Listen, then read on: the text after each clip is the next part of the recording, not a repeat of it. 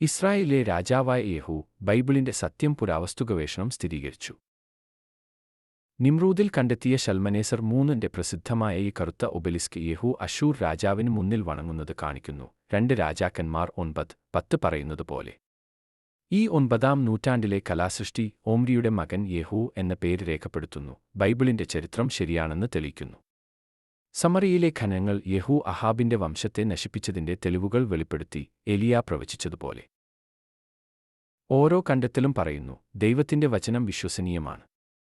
യേഹൂയുടെ കഥ നമ്മെ ഓർമ്മപ്പെടുത്തുന്നു, ദൈവം തന്റെ കൽപ്പനകൾ പാലിക്കുന്ന ആളുകളെക്കൊണ്ട് മഹത്തായ കാര്യങ്ങൾ ചെയ്യിക്കുന്നു എന്ന്. ഈ സത്യം എല്ലാവരോടും പറയൂ. ഈ വിവരം നിങ്ങൾക്ക് ഇഷ്ടമായെങ്കിൽ ലൈക്ക് ചെയ്യുക, മറ്റുള്ളവരിലേക്ക് ഈ സത്യം എത്തിക്കുക. സബ്സ്ക്രൈബ് ചെയ്യുക, ഇതുപോലെ കൂടുതൽ പുരാവസ്തു തെളിവുകൾക്കായി. ഷെയർ ചെയ്യുക, മറ്റുള്ളവരെ ദൈവത്തിന്റെ സത്യത്താൽ അനുഗ്രഹിക്കുക. രചന ഡോക്ടർ ജോൺസൺ സി ഫിലിപ്പ്. നിർമ്മാണം ഡോക്ടർ സനീഷ് ചെറിയൻ.